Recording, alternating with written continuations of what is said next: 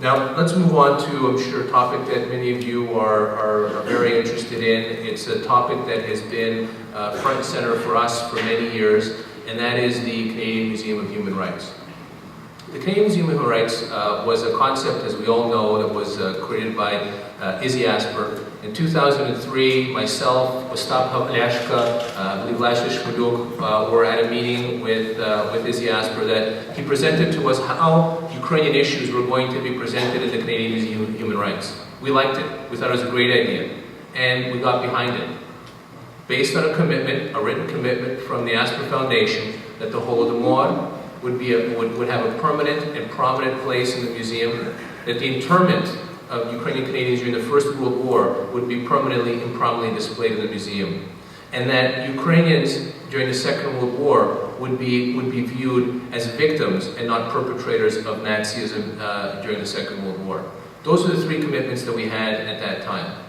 So we went forward, made a commitment, supported publicly and in writing that the Ukrainian Canadian Congress is in support of a Canadian Museum of Human Rights. And in fact, Andriy Goldashevsky, on behalf of the Congress and the Shevchenko Foundation, was at the initial soil turning of the Canadian Museum of Human Rights.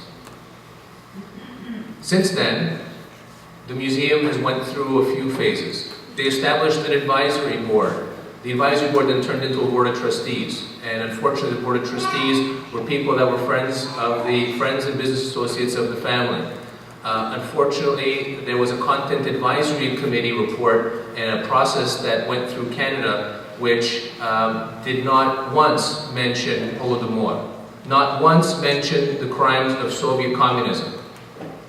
And it's not from lack of trying. The Ukrainian and Canadian Congress and our member organizations made 85 representations across Canada during these consultations. 85 representations. And the policy paper that the Ukrainian Canadian Congress developed, which was echoed across the country at those 85 meetings, was very clear. Those 3 points that I mentioned: Holodomor, internment, and Ukrainians during the Second World War. And I will tell you that none of that appeared in that report. Unfortunately, it's still on the Cmhr website, and it's an abomination and it's an insult to us as a community. Since then, we've had a series of meetings with the museum board, with members of the museum board, with the museum senior management, and in fact, as recently as early December, Stuart Murray, who's the CEO, Angela Cassie, and Clint Curl came to the board of directors meeting of the Ukrainian Canadian Congress in Montreal to present to us what does the museum look like. And after that meeting, we said to them very bluntly, and the board of directors, all 42 of us were sitting around the table, and we all said the same thing: this is not going to cut it. This is not appropriate. And we had a follow-up just this past Friday, where Oksana organized a group of us to tour the museum, the inside of the museum. Ostap Havlyashka was there, Taras was there, and Darla. And we had an opportunity in Vladko Glugosh, we had an opportunity to see the museum from the inside. We had an opportunity to see exactly, let's touch and feel where this is going to be, what this is going to look like. Because up until now, it's been words. It's been, I know that members of the museum have stood in front of halls like this in Winnipeg and said, no, the Holodomor will be placed permanently and prominently. And frankly, we've got the snow job. The museum, the Holodomor will be there, but I'm going to show you how it's going to look, and you can be the judges for yourself. This is the entrance. This is Buehler Hall, and you can see here that it's going to be an entranceway. There will be some exhibits. You'll be able to use this area for actual events. They plan to have host receptions and use it as a profit-making center for the museum, so they can host various events. So that's the entranceway. This is now the introduction to human rights. There'll be a number of different topics there, not much related to Ukrainian and Canadian issues. The next is the Indigenous Peoples of Canada. And following that is Canada's human rights journey. Canada's human rights journey is the largest gallery in the museum. And it has it's almost if you picture it, it's a two-story hall. And here there's a series of exhibit kiosks sort of 8x8 exhibit kiosks around this. And up top there is an area to hang pictures. And then, and basically this is where the interment is or was supposed to be displayed. So we stood there, we said, okay, so where is the interment exhibit? They said, well, there's going to be somewhere up here on the second sort of floor, there's going to be a picture, a picture of the interment operations up here. We said, okay, but where's the interment exhibit? Well, there's going to be an interment exhibit. It's going to be right here or somewhere in one of these kiosks. Okay, but whose interment? Well, the Japanese interment. Well, what about the interment of Ukrainians during the First World War? Oh, well, we decided that we're not going to have an exhibit for them, but you're going to have a picture up here on the wall. So, I don't know about you, but that's not good enough for us, and frankly, I'm feeling a little bit uneasy at this point. We're coming into the Canadian Challenge, and this is an opportunity where the museum tells a story about the development of the Canadian Charter of Rights and Freedoms, issues like immigration issues, kind of the legal aspects of human rights in Canada. And so we said, okay, well, one of the major legal issues to our community was the War Measures Act, because the War Measures Act is what interned Ukrainian Canadians during the First World War. Is there any discussion about that? Oh, no. No, but that's a really good idea. Why don't you send us something on that and we'll take a look at it.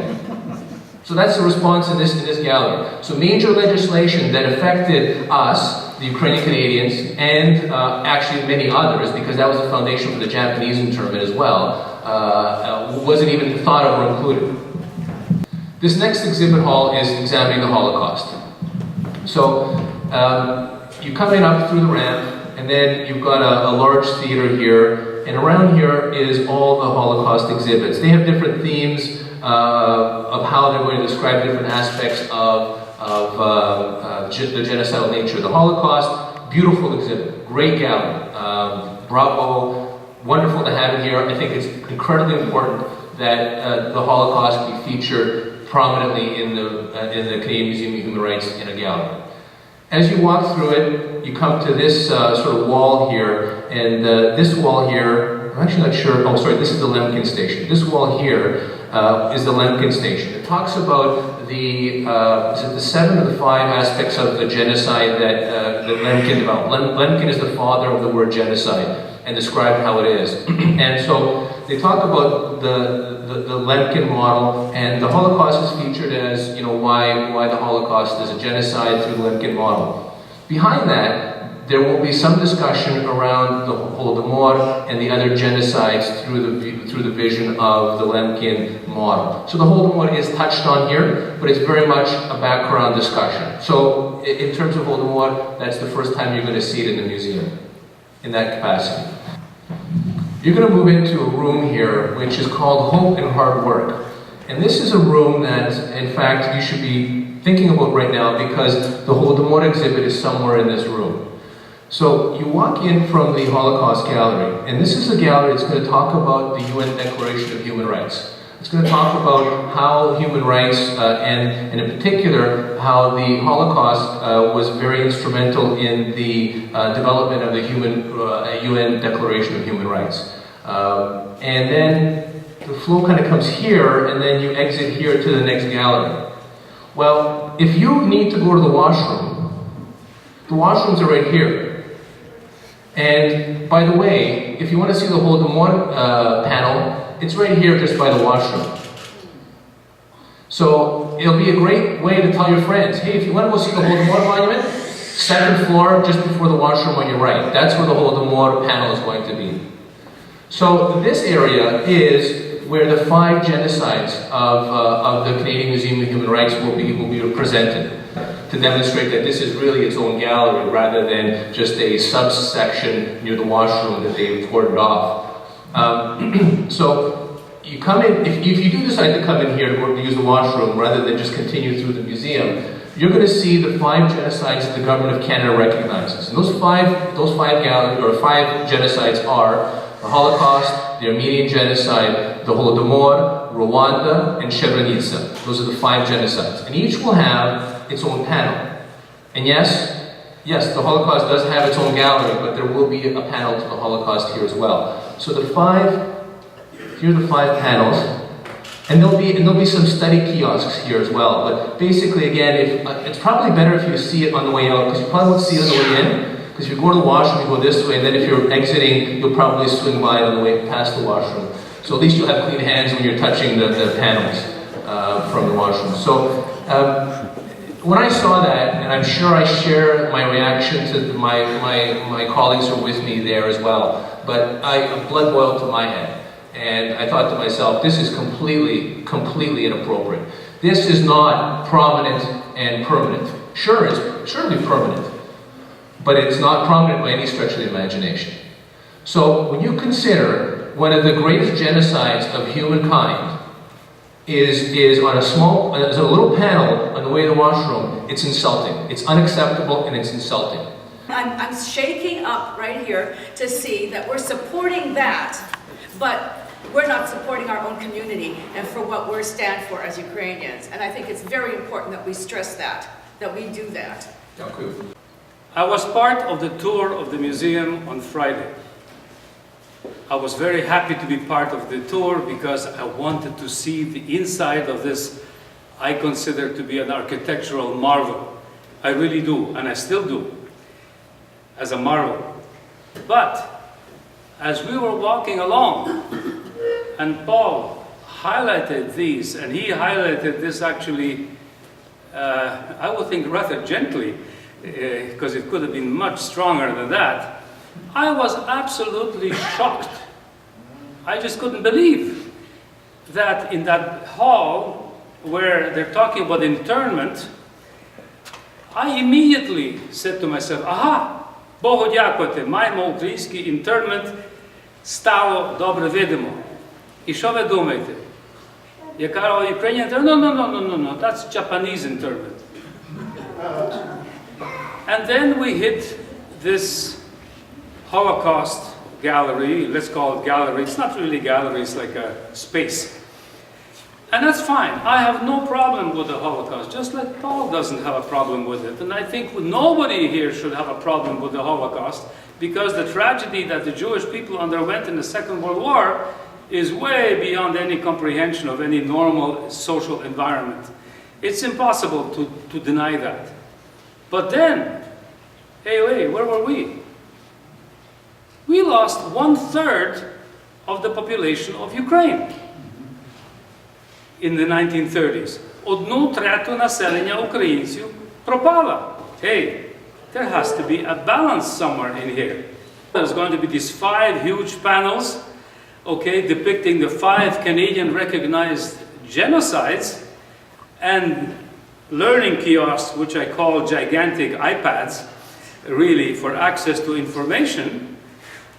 And when we were told that this is a fantastic location, because this is a high traffic location to the toilets, я був ображений. I was insulted. I was deeply insulted by that particular statement, which I did not expect.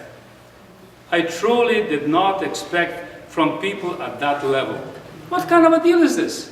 I mean, Winnipeg, this museum is a national museum in Winnipeg.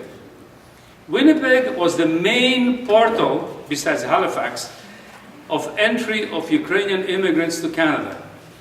From here, they went into the western provinces and they built Western Canada, which is the engine of Canada today. And they did not even think mentioning us. We have to hit them straight ahead, and governmental level, local level, newspaper level, no matter what, and withhold any funding that can still be withheld. What is the compromise that you are proposing? Their response to our commentary was silence. And quite frankly, that's been a game that the museum has been playing with us for years. They'll tell us something, they'll hear our reaction, they'll say, well, let us take this back and think about it and we'll come back to you. And they've been doing that. They have been meeting with us, at least every 6 months. You know, meeting with Stuart Murray, somebody on the board, etc., and they're processing us. And that's their reaction. Okay, we'll come back and we'll address that. We don't have any more time. The museum doors are opening in a year. Exhibits are being sent to New York to Ralph Applebaum and Associates to actually design and build. It's being done. We don't have any more time. We need to do this now and very actively. So then, your next question is, what's the compromise? The compromise is quite simple.